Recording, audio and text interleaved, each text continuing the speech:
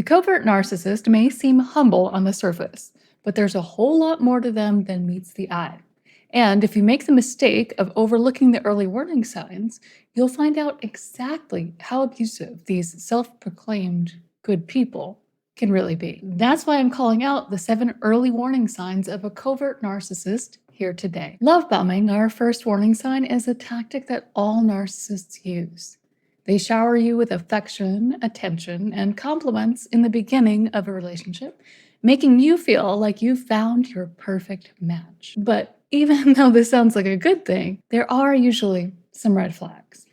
For one, if you notice they seem to be acting like they know you incredibly well, maybe even better than anyone, or vice versa. You just get them like no one else does. Yet, you've only met a few days or hours ago. Narcissists force connections early on because they want you to let your guard down. They want you to start believing that you really are so close with them, and so you'll be more vulnerable, and you may even skip straight over that getting to know you phase that is super important. I mean, really, how can you fall in love with a person you don't know? And I'm going to share a comment that highlights exactly what this red flag looks like. But first, let me introduce myself. My name is Christina, and I'm a narcissistic abuse recovery coach.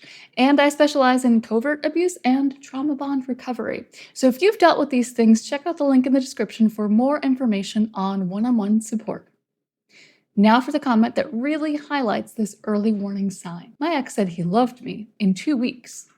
I'm not sure if he's a narc or not, but it made me scared. He didn't know me. He only talked about his job and himself the whole time we talked, and boom, now you love me, and I'm perfect for you, the most beautiful woman in the world, and your soulmate. Yeah, it was cringy every time he said those things. How did we skip the liking phase and go straight to love? It took the fun part out of falling in love. It didn't feel sincere. Another thing you're going to want to look for early on is how this person responds to your boundaries. In the love bombing phase and beyond, a narcissist will trample your boundaries. They'll invite themselves to your plans, show up unannounced, and expect that you give them your undivided attention, really no matter what. And they'll explain this all away by talking about the intense connection you guys share, apparently. The covert narcissist is especially good at trampling boundaries because you find yourself worrying about hurting their feelings. You sense that any form of the word no will feel like a crushing defeat to this person. So you may let something slide that you wouldn't otherwise. The next thing we're going to talk about is a sneaky sense of superiority. With a covert narcissist, this isn't usually obvious. One of the first things you might notice is that they seem to believe they're better than other people. In the beginning, you won't get the sense that they feel like they're better than you, but you'll notice that they might subtly put other people down or speak in condescending ways to them.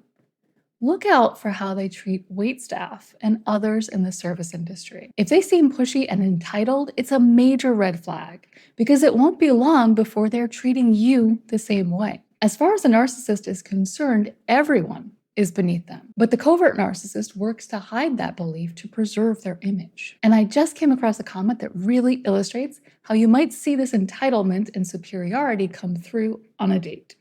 This commenter says, when on a date with this guy, we went out to eat and the waitress accidentally added a soda to our bill. We told the waitress about the error and she removed the soda from our bill. But because she did not comp us with a free dessert, according to my date, not me, he had stolen a half-used bottle of hot sauce. Major red flag. And another commenter warns, go for a meal and see how they treat the waiter.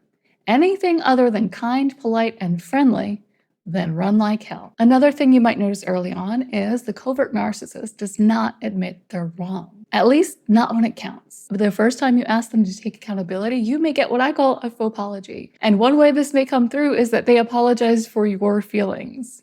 And this goes a little something like, I'm sorry you're upset. Let's just forget this. So they may appear to empathize with your hurt feelings, but they stop short at taking responsibility for their behavior. This comment sums it up really well. My ex-husband never apologized to me, never admitted he was wrong, embarrassing me deliberately, constantly criticizing me and anything I did. Lasted 28 years since I had a narc mother. Both have been gone from my life now for 4 years. Bliss. So this comment highlights a sad truth, and that's that people who grew up with narcissistic parents are much more likely to end up in relationships with narcissists as adults. But I am glad to hear that this commenter made the difficult choice to go no contact and find peace. It sounds like it worked out very well. Unlike other narcissists, the covert narcissist has what I call the mask of modesty. They appear to be kind and modest, but it's really all a show. When it comes down to it, they really only care about themselves. So when you first meet a covert narcissist, you can spot their self-focus through small behaviors hidden behind the nice act. For example, they may ask you questions about your life, but then shift the conversation towards them when you give an answer. They might give you comments that also call attention to their own talents if you achieve something great. So basically, they'll congratulate you while also talking about their own successes. So imagine you just got a promotion. When you tell the covert narcissist, they may compliment your success, but then shift the conversation to pat themselves on the back too. See, in the beginning, they want you to think that they're supportive and kind and empathetic, but they also don't want to miss an opportunity to talk about themselves and to inflate their own ego. So you'll see a pattern of this with a covert narcissist, not just one instance. And if you're really paying attention early on, you may notice that your successes become our successes, and their successes are theirs alone. So this one can be hard to spot. It's subtle, but it's important to recognize because over time, they'll shed the mask and stop complimenting you altogether. And here's a comment that illustrates how they seem trustworthy at first, but it all shifts later. And I think I shared another from this person in a previous video. I just don't share usernames because sometimes the comments are a little personal, and I don't want to put anyone on the spot. But if you recognize this comment as your own and would like to share, feel free to let us know in the comments. So this commenter says, they'll definitely lull you into a false sense of security while they're leading you straight into the lion's den. Covert narcissists often see themselves as caring and empathetic, but even early on, you might notice signs that show that they aren't as caring as they claim. So this early warning sign is that they're faking empathy. So for example, they may claim someone in their life is too dramatic, excessive, or too sensitive when that person is struggling with something in their life. And from the other end, it's easy to assume that they know this person better, so the person must actually be dramatic or whatever.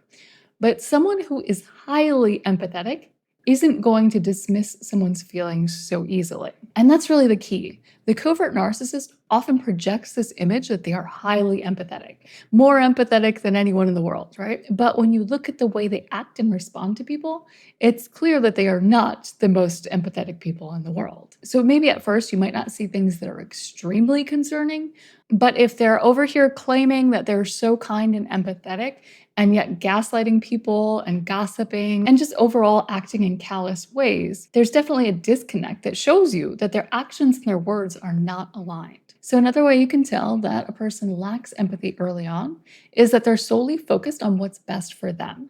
So maybe they do help other people, but you notice that they only do it when there's something in it for them. And they'll shout it from the rooftops to make sure everyone knows they did a good thing. So these are just a few of the early warning signs that someone has a lack of empathy. And I have a whole video on the fake empath that really describes how to spot fake empathy. So I'll link to that in the card and the description. If you think you have someone like this in your life, you're going to want to watch that video. So here's a comment that shows the braggy nature of the supposed empathic covert narcissist. My ex-covert loved to let me know how much she helped others and how generous and kind she was.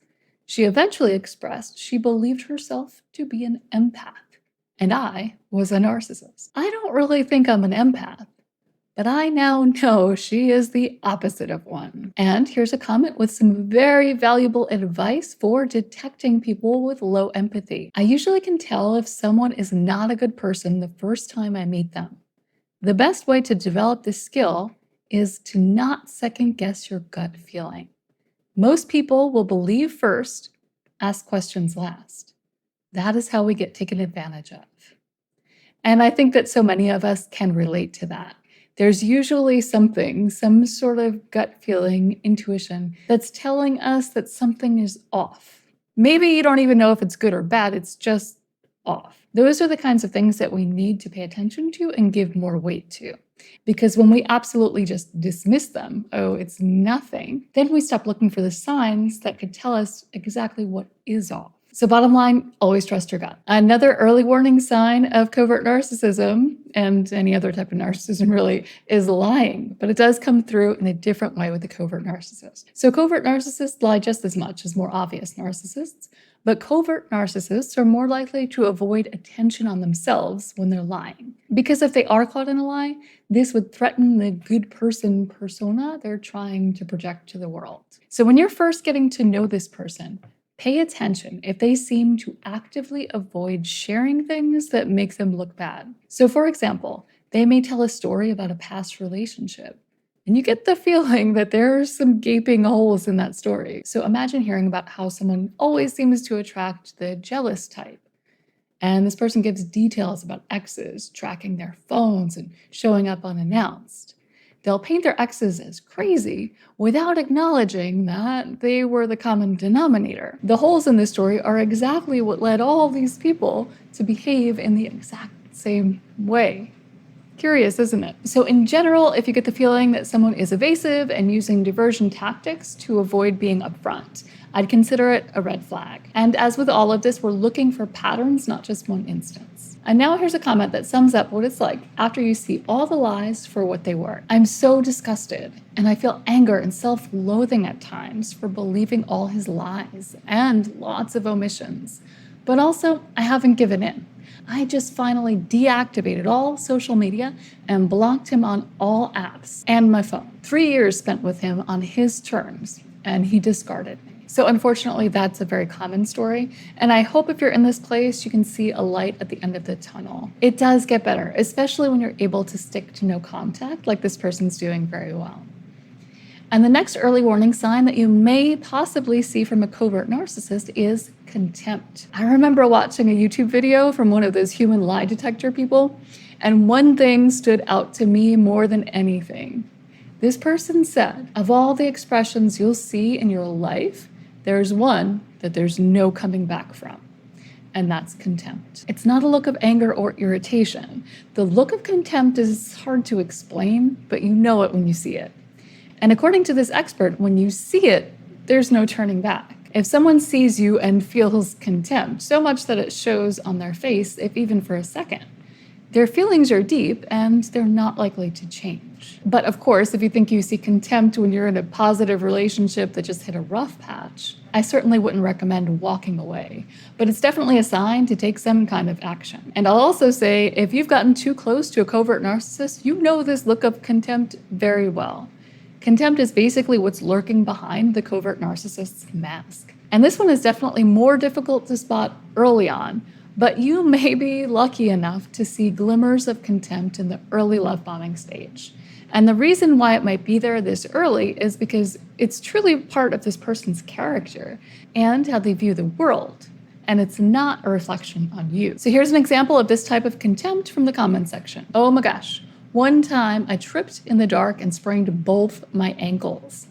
I will never forget the look of contempt he gave me. So of course that would be an incredible inconvenience to a covert narcissist. And the look of contempt, it's not so surprising. So as we go through lists like these, if you haven't encountered a covert narcissist, you may wonder why anybody would overlook these red flags. Well, let me tell you, there are plenty of reasons why we find ourselves deep in the rabbit hole with a covert partner before we realize there's a problem. And one big reason is that their abusive behavior can and often does feel like love.